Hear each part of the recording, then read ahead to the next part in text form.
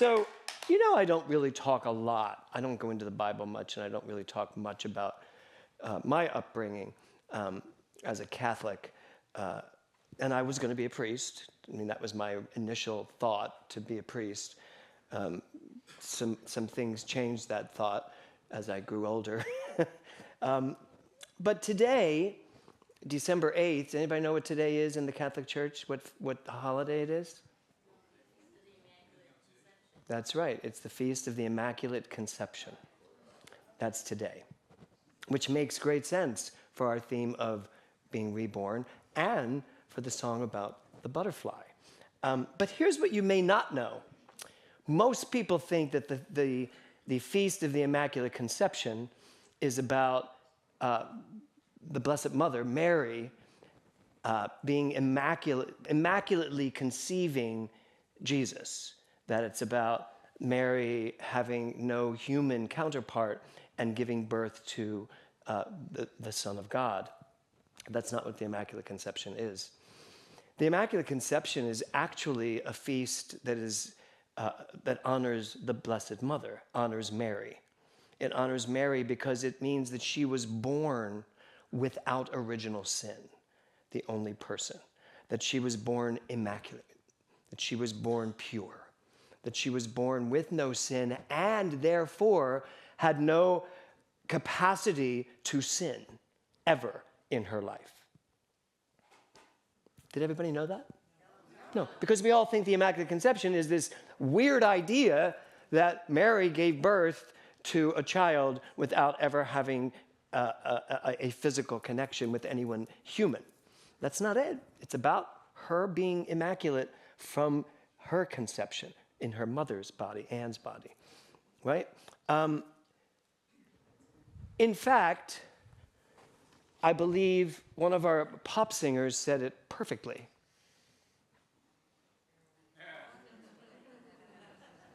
If you look at the lyrics to Lady Gaga's I Was Born This Way, she's singing about the Immaculate Conception. I really believe she is, because she really gets it. My mama told me when I was young, we're all born superstars. We're all born perfect. We're all born immaculate. Because that's actually the truth. That's actually the way it works. In fact, that's the title of my talk, Immaculate. Because every single one of us is born immaculate. And that truth of our being does not change as we maneuver ourselves through life. Because think about this. I mean, I'm not saying that the Blessed Mother, that Mother Mary was born immaculate. I'm not going to go here or there with that. But she did, by all accounts, have a child or get pregnant before she married Joseph. That's in the Bible. That's everywhere in the Bible. That Joseph was going to break off his engagement with Mary because he found out she was pregnant until he had this epiphany. Except not an epiphany, because that's another holiday. But he had this awakening, an awareness that, in fact, or it was that an angel came to him and said, no, she is immaculate and she is carrying the Son of God. And he married her. And the rest is history. A big history. Probably he is the most famous person in the universe and has stayed that way. He had a great press agent, right, Lisa? I mean, really great one. So the lyrics of the song that Carol just sang, when you slept, the promise was unkept. But your faith was so sure as the stars, now you're free, and the world has come to see just how proud and beautiful you are. That whole idea that Tiffany was talking about the butterfly. So what if you really bought into today this concept of you being part of the Immaculate Conception? That this holiday that we're celebrating today, and today is a holy day in the Catholic Church. You had to go to church. I mean, this was a lucky one for them this year because they got to kill two birds with one stone on a Sunday. But if it came Monday through Friday or Saturday, you had to go to church that day too, because it was a biggie, even though apparently none of us understood what it was. But what if today we actually celebrated within ourselves the truth of how we came into this world? Just think about that. That you came in perfect, immaculate, sin-free, no sin whatsoever. And I love that they say that the Blessed Mother never sinned again. Ernest Holmes says that, doesn't he, in the textbook? I have not sinned. I have not sinned in the past. I do not sin now, nor will I ever sin. Because sinning is just for us understanding that we occasionally miss the mark. But in order to miss the mark, there has to be a mark. And that mark is your immaculate person. You, who you are. Perfect. Free of all sin. Or ever even being able to have sin. So what if today is the day you rid yourself of the false idea that there is anything wrong with you? How's that? Would everybody like that? I'm not talking about your physical ailments, except I am talking about your physical ailments too. But that there's nothing wrong with you. There never was anything wrong with you. There is not anything wrong with you. And there never will be anything wrong with you other than what you decide is wrong with you. Because you were born immaculate. You were born perfect, no matter what. And that means every child is born immaculate.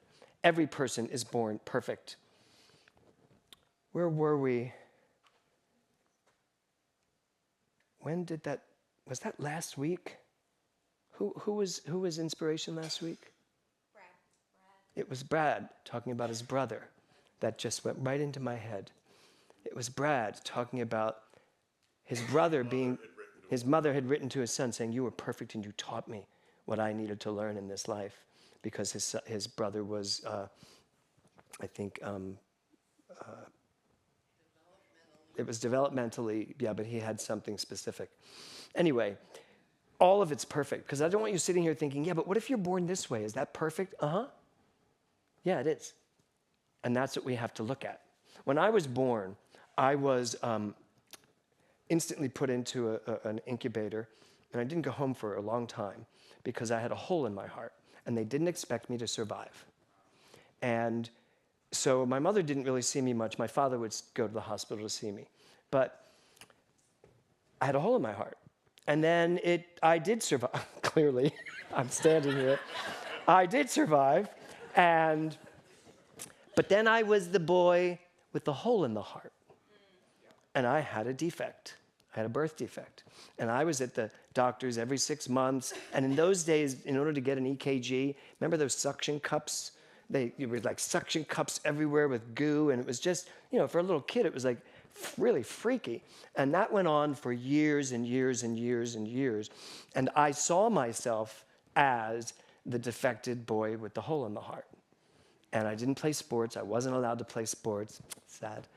But I wasn't allowed to play sports. I wasn't allowed to do anything too athletic until I went into freshman year of college, and I just said, that's it, I'm done. I can't do this anymore. I can't live like this. So I joined the crew team, found out that I was extremely athletic, got on the varsity crew team, and didn't stay long because I had to choose between that and Dames at Sea, this musical I was doing. So I took the musical. But then I was dancing. But when I did do West Side Story, they had to come in and wire me up to do a show because they thought that I had heart issues. They did some test and they said, we probably have to put in a pacemaker. I was like, so they wired me up. I did a full show with technicians on the side of the Minskoff Theater checking all of my EKGs. When I finished, when the whole thing was done, the doctor, when I had to go back to Philadelphia to meet with my specialist, and he said, well, I just have to tell you, your hole in the heart has closed. He said, you no longer have a hole in your heart. He said, you have a little murmur. That's it, like 90 other people. Like 90% of the world has a little murmur. He said, that's it. I can tell you for certain that that hole started closing the minute I was a freshman in college, and I said, I'm done. I'm done being the boy with the hole in the heart. I'm done being defective. So that's what I'm offering you today. And I just want you to take a moment, and I'd like you to just think for yourself, where do you see the defects? What is it about you that you find defective? What parts of you do you think aren't perfect, aren't immaculate? Parts of your personality, parts of your past, parts of your history. You know, I've had this ongoing feeling that I hadn't accomplished enough yet recently, as I've been going through my life saying, what do I want to do next? What do I want the third act to really look like? I haven't accomplished enough. And I said that to one person, and they just laughed hysterically. I said, I just feel like I haven't accomplished enough. And this woman, who I'm very close to, she just started laughing. I said, I'm serious. She goes, I know you're serious. She said, but if you haven't accomplished enough, I've done nothing. And I was like, yeah, but I get it. I totally get it. But that feeling, it was coming through me. And then I went, wait, no, this is an old tape in my mind. I always lived my whole life feeling I wasn't enough. I didn't do enough. This didn't happen. I remember when, and I know most of you know this, when I was testing for the movie Footloose, and I really thought I was going to get it, and Kevin Bacon got it. And I remember that moment of going, there you go, of course, somebody else got it. That was a mindset that kept making that happen over and over and over again. I mean, I can give you the list of shows where it was going to be him or me, and it was him. But there were a lot of times when it was going to be him or me, and it was me. So there was that belief. Then you start believing in mixed results, as opposed to the results that I receive are mine, and they're perfect, no matter what they are. So you are as you were born. Just think about that. If we're looking at this idea of immaculate, and you were born perfect, immaculate, you are as you were born. You are right now, Corrine Draper, exactly as perfect as you were the day you were born. And it doesn't matter what has happened between now and then. And I can say that, I can use Peter, every single person's name in here to say that to. It doesn't matter what you have gone through. You are just as perfect as you were that day you were conceived even. Remember, it's the Immaculate Conception, not the Immaculate Birth. So the moment that this and that touched and exploded and how that all happens, you were perfect. Perfect, no matter what. Now, can you be now, right now, as you were born? Because the second part of this is you live as you believe. So look at the juxtaposition of those two things. You are as you were born, and you live as you believe. Can you buy into, can you believe that you are perfect? Can you believe? And here's the thing about being reborn. Can you believe right now, in this moment, that whatever you decide to bring back up into your experience of life, whatever it is, whatever's not doing so well for you, whatever it is that seems a little shadowed, a little bit in the shadows, whatever those old dreams were, can you bring them back up and know that they are perfect and that you are capable of making any single one of them and every single one of them an absolute reality no matter what? And I don't care what yeah buts you want to give me. How many of you have a lot of yeah buts that you still use? Yeah, right? Wow, that was fast, Anthony. Your hand went up so fast, right? We all, yeah, but I'm 70 years old, but I don't do that anymore. You remember a couple weeks ago when I tried to do a cartwheel up here? I can't tell you how many people came up to me and said, don't ever do that again. We were so worried you were going to break something. It's like, oh my God, how old do you think I am? 70. So, well, I just want you to know. No, I'm not doing it today. I'm wearing dress pants, hello. I never do. I went to the park the next day and cartwheeled across blue until I got to the end. It wasn't pretty at first. But I was like, wait, I now believe I can't do a cartwheel. And then I went back and watched it online. It looked like my great-grandfather was trying to do a cartwheel. I was like, Jesus. And so I did my hike, and I got to Bluebell Park, no, it's a Beeman Park, and I just started, and they started slow, and then after a while, I was like in the Olympics. I'm like doing cartwheels, then I did round-offs, and I even thought for a minute, I'm gonna do a round-off into a back handspring, but my mind got the better of me. I was like, let's not do a back handspring, because I didn't bring my phone, because I might need it after the back handspring to call someone to come get me. And that's not true either. Watch, tomorrow I'm going to have to do a back handspring now. You people make my life very difficult. But it's true. Can we move beyond preconceived ideas and go back to how we started? Right? Oscar Wilde said this: the true perfection of man lies not in what man has, but in what man is. Who you are. Remember who you are.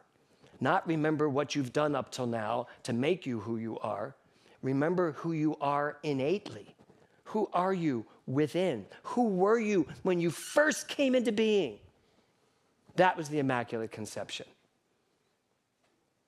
I think this would be a great talk even at a Catholic church. I really do. I really think it would be great. I'd love for some priest to get up and give this kind of a talk about the Immaculate Conception. Because frankly, knowing that Mary was born with no sin is nice. It's a little annoying when you think, but I wasn't. Why her? Right? Right, Anthony? Yeah. So, but knowing that that's just a metaphor for who you are, that changes it for me. Same thing with Jesus. You know, knowing that Jesus is not different, but came to say, you are me, I am you. As Meister Eckhart said, between the Father and me, between the Father and me, there is no in-between. There is no between. And they, of course, excommunicated him and then pulled him back in afterwards because they realized how brilliant he was. But that's what it means. Between the day I was conceived and now, nothing has changed other than my history, what I have done with that perfection. I love this one. Oh, wait, hold on.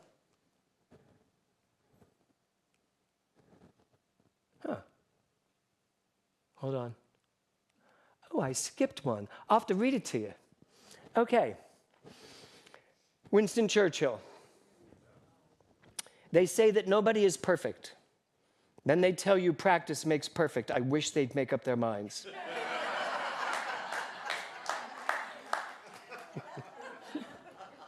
Right? Right? So we're just practicing too much. We are practicing, we are trying to be what we already are. And it's exhausting. Anybody else exhausted? Right? Just, it's exhausting trying to be perfect. I already am, Kevin. So, to conclude, how many know the book Hope for the Flowers? You know that. If you have children, you may have. No, apparently not. Okay, Trina Paulus. She wrote a book about hope for the flowers, and it's about the butterfly and it's about how we're perfect, to be honest. And she says this: how does one become a butterfly? You have to want to learn to fly so much that you're willing to give up being a caterpillar.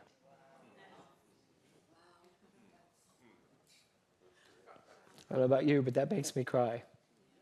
So my last question I'm going to have for you today is this: what are you willing to give up in order to become? What are you willing to give up? I'd like to suggest that you give up a preconceived idea of who you think you are, and you go back to your immaculate, your own personal immaculate conception. That you go back to the perfection that you are, that you go back to that time when everything was possible.